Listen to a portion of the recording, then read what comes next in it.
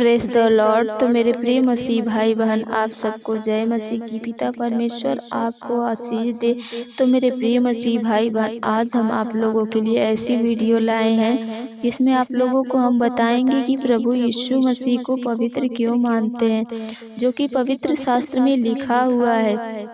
और ये रहस्य बताने के बाद हम आप लोगों के लिए एक छोटी सी प्रार्थना करेंगे। तो मेरे प्रिय मसीह भाई बहन, तब तक आप लोग वीडियो के लास्ट तक बने रहिएगा। तो मेरे प्रिय मसीह भाई बहन, चलिए वीडियो शुरू करते हैं।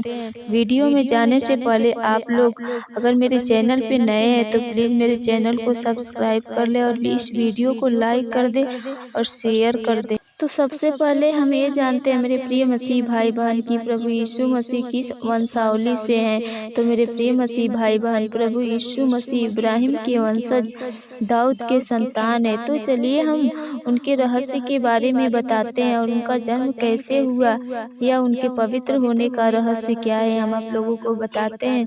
तो मेरे प्रिय मसीह भाई बहन, पवित्र शास्त्र के नए नियम के अनुसार मरियम नाम की एक स्त्री थी जो नए नियम में उनके पिता कलीसियाई परंपराओं और चंद प्राचीन अपोफ्रिका के मुताबिक उनके मरियम के माता पिता हन्ना और योआकीम नामी दो बुजुर्ग लोग थे। तो मेरे प्रिय मसीह भाई बहन, मरियम जो थी वो पिता परमेश्वर से जुड़ी हुई थी। उनकी चुनी हुई उनकी एक भक्त थी जो पिता परमेश्वर की परम भक्त थी।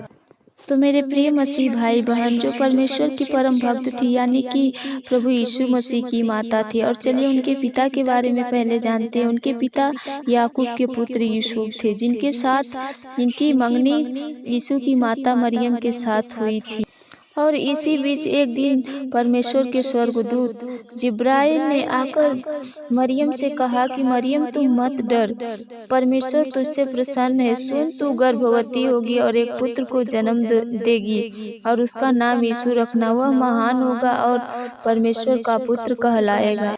और पिता परमेश्वर उसके पिता यूसुफ के सिंहासन उस प्रभु यीशु मसीह को प्रदान करवाएंगे। और स्वर्गदूत की यह बात सुनकर मरियम घबरा गई और सोचने लगी कि शादी से पहले यह बात कैसे संभव हो सकती है। तब परमेश्वर के स्वर्गदूत ने उसे हिम्मत दिलाया कि यह परमेश्वर का पुत्र है और परमेश्वर का चमत्कार है। तो मरियम ने यह आश्वासन भरी बात सुनकर परमेश्वर की इच्छा को मानी। इसके बाद यूसुफ ने जब यह बात जानी तो धर्मी होने के कारण बदनाम न करने की इच्छा से चुपचाप उसे त्याग देने का विचार किया। पर जब वह यह सब सोच रहा था तो प्रभु का एक स्वर्गदूत आकर उसे स्वप्न में यह कहता दिखाई पड़ा कि हे यूसुफ, दाऊद के पुत्र, तू मरियम को अपनी पत्नी बनाने से मत डर, क्योंकि जो उसके गर्भ में है वह पवित्र आत्मा की ओर से वह पुत्र को जन्म देगी। और तू उसका नाम यीशु रखना, क्योंकि वह अपने लोगों का उनके पापों से उद्धार करेगा। और यह सब सुनकर यूसुफ ने वैसे ही किया जैसे परमेश्वर के स्वर्गदूत ने आज्ञा दी थी। तो यूसुफ ने मरियम से शादी की। फिर नामकरण के लिए नासरत से बैतलहम चले गए। वहाँ गौशाला में माता मरियम ने प्रभु यीशु मसीह को जन्म दिया। और वहाँ के जो गड़ेरिये थे यानी चरवाहे थे, परमेश्वर के स्वर्गदूत ने आकर उनसे कहा कि डरो मत, मैं तुम्हारे लिए आनंद भरा समाचार लाया हूँ जिससे सभी लोगों को शांति और खुशी।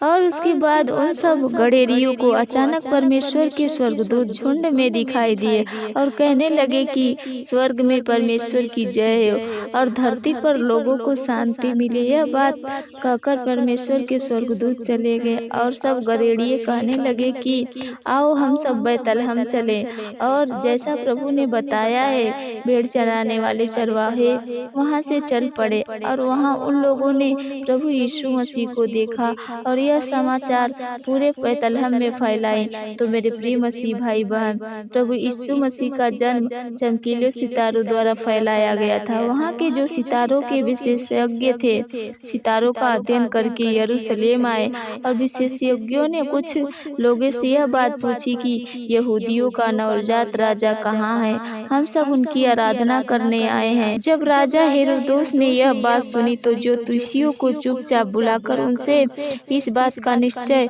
किया कि तारा ठीक उसी समय दिखाई ही दिया था और यह कहकर उन्हें बैतलहम भेजा, जाओ उस बालक का सावधानी से पता लगाओ और जब वह तुम्हें मिल जाए तो मुझे समाचार दो कि मैं भी जाकर उसे दंडवत करूं।